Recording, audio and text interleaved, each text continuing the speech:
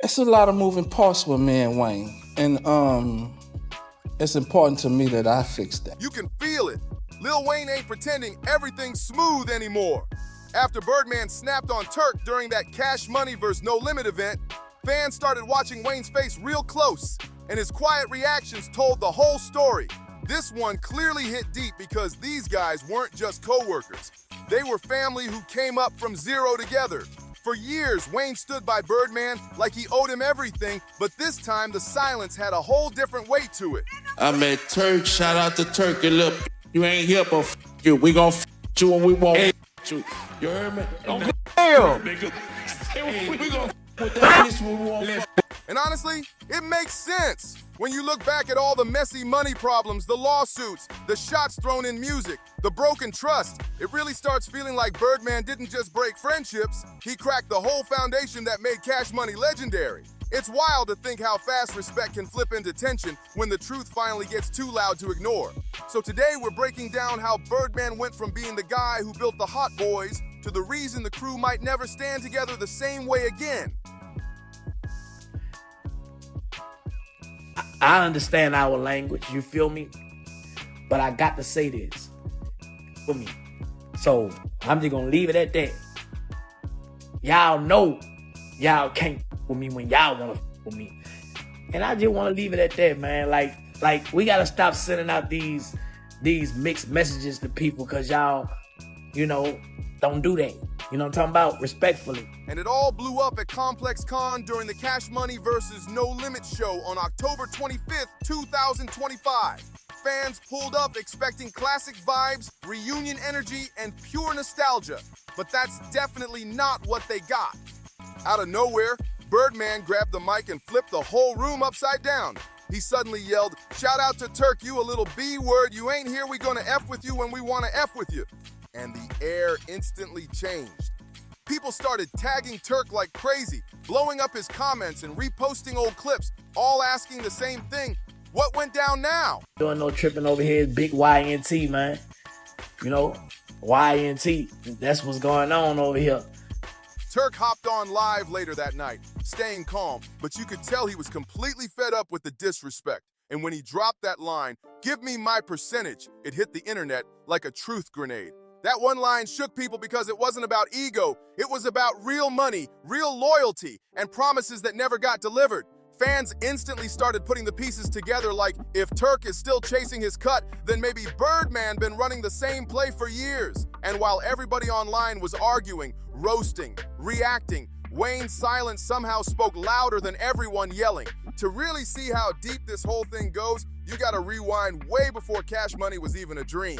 And the Hot Boys was you, Dooney, Sterling, and Mosquito. Well, it was more than that, but everybody started going to jail, started hanging out other places. But y'all see this shit, man. Y'all see what's going on. I think No Limit won. That's my honest opinion.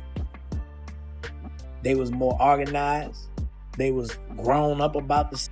The name Hot Boys didn't come from some marketing meeting. It came straight from the streets. Back in the late 80s in New Orleans' Magnolia projects, the original Hot Boys were real figures. Sterling, Donnie, Mosquito, and Terrence "Gangsta" Williams, who's Birdman's older brother. These dudes had a serious reputation. People respected them, feared them, and understood they weren't to be played with. Their name already had power long before anyone stepped in a studio or picked up a mic. Besides that, you got the Wayne, Drake, Nicki, the Hot Boys. Before that, the Ross, and Cali, all them niggas come from under my umbrella. Every last one of them. So when Birdman later used the name Hot Boys for his new rap group, it wasn't some random move. It was a calculated play with real meaning behind it. He took a name that was born in the streets and flipped it into a powerhouse brand. But that legacy came with both shine and heavy shadows, because once you borrow a name with history like that, it follows you everywhere. By the mid-1990s, Birdman and his brother Slim had officially built Cash Money into a real label, and to take it to the top, they needed a crew that represented New Orleans with the same raw spirit the original Hot Boys carried. That's when the streets brought in Lil Wayne, Juvenile, Turk, and BG, the new generation Hot Boys. They had the look, the drive, and the wild energy people couldn't ignore. The Hot Boy Derek was one of the first ones in the city that had a little backpack with the money and all that in the city. But yeah, his best friend killed him. Birdman saw the potential instantly. He pushed them like they were already legends, even before they had a hit on the charts. Suddenly, the Hot Boys were everywhere. Mixtapes, stages, flashy chains, luxury rides, all while showing full loyalty to Baby. And it worked. Albums like Get It How You Live and Guerrilla Warfare turned them into straight-up stars across the South and beyond. Ain't too many ain't been up under my umbrella. If they say it or don't say it, all of them. But that loyalty had a cost nobody saw coming. Birdman kept full control over everything. Contracts, publishing, royalties, every little detail. He owned the whole empire, and the artists were just trying to survive inside it. At first, nobody questioned anything because Birdman played the role of the provider, the mentor, the one who made dreams possible. But once the big money started coming in and the math stopped lining up, cracks started showing fast. I was in performance mode. I was trying to think about the words for the next song. BG stepped out next, openly calling Birdman a straight-up scammer in his eyes. Then Turk came home after his time away and found out the money he thought was waiting for him was nowhere to be found. Through all of this chaos, Wayne stayed loyal. He defended Birdman in every interview, called him Pops, and refused to speak on anything negative. But even he couldn't ignore the small signs anymore. Things weren't lining up the way they should. Birdman wasn't just the boss, he acted like the gatekeeper of the whole empire, and anyone who questioned him suddenly watched their career slow down. At the time, it was impossible to have any type of genuine or real feelings. I was on stage. Wayne might have been the youngest in the circle, but he wasn't blind. He saw what happened to everyone who pushed back. So quietly, he started planning his own way out, a move that would shift the entire hip-hop world forever. By 2015, Wayne had reached his limit and wasn't holding back anymore. He dropped a massive $51 million lawsuit on Cash Money Records, claiming Birdman owed him an $8 million advance, plus another $2 million after finishing Thought Carter Feud. Honestly, so I was just trying to make sure he didn't say it at a time where it was my verse and I messed up a line. And that wasn't even the whole story. Wayne also said Birdman didn't pay out profits from Young Money Entertainment, the label Wayne built himself. Wayne kept the brand alive while everything around him was falling apart. Birdman denied every accusation, saying he never held Wayne's music back, but behind closed doors, Wayne was heated. His biggest project, Thought Carter 5, sat on ice for years because of those same money problems and contract drama, and it pushed Wayne to the edge. How you, man? What's up, Moolah? I'm Booling. How you, good? You already know. Yeah, man. How Lil B? How Breakup? Man, Brian good, man. He graduated from college, man. I know, man. He got his own little spot, you heard me? Man, what, man?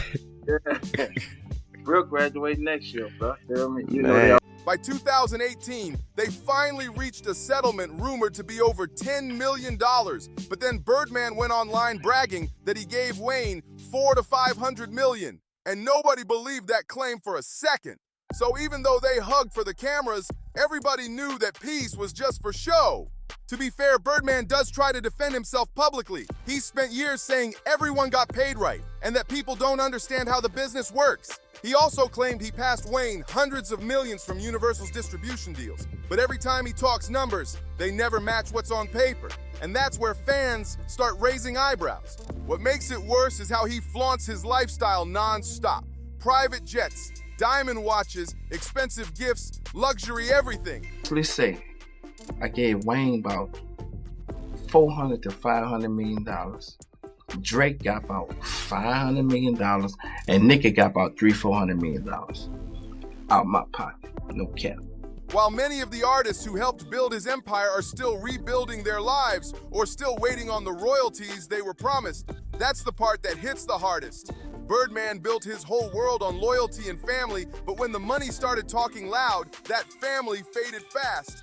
And just when things were starting to calm down, here comes Gangsta Williams in 2022, Birdman's older brother, one of the original street hot boys, getting released after serving over 23 years. He basically confirmed what fans had been whispering for years. Birdman took the hot boy's name, their reputation, and even parts of their real story to build his label, but never gave proper credit to the people who lived it. And when folks asked Birdman how he felt about his own brother coming home, he acted like gangsta wasn't even part of his life anymore. That silence said everything without him saying a word. It showed loyalty in Birdman's world moves in only one direction, toward him. And now, here we are almost 3 decades later, and the legacy of the Hot Boys is still stuck in a messy place. BG is finally out, Juvenile is still doing shows on his own, and Turk keeps popping up in interviews calling Birdman out. Meanwhile, Wayne is too successful and too protected to ever look back the same way again. Fans keep begging for a reunion, but let's be real, those wounds cut way too deep. The Hot Boys, the actual street crew. Okay. What year did that come together? 1994, we all started hanging together, but we knew each other from, like, me and Mosquito. We kind of grew up together. And the Hot Boys was you, Dooney, Sterling, and Mosquito. But it was more than that, but everybody, like, started going to jail, started hanging out other places. Birdman might have built the brand, but he's also the one who cracked the bond that made the group special. The Hot Boys weren't just a rap group, they were a brotherhood built on loyalty, struggle, and pure survival. But once money, pride, and power mixed together, everything shattered. And now that Birdman is tossing new shots again, it's clear this story is far from finished. Every time Wayne stays quiet, every time Turk speaks out, and every time Birdman flexes online, we're reminded that behind the fame and the hits was a family that never healed. So the real question is this: if Birdman still owes them millions, what else does he owe them that money can't fix? Thanks for watching. Don't forget to like, subscribe, share, and I'll see you on the next one.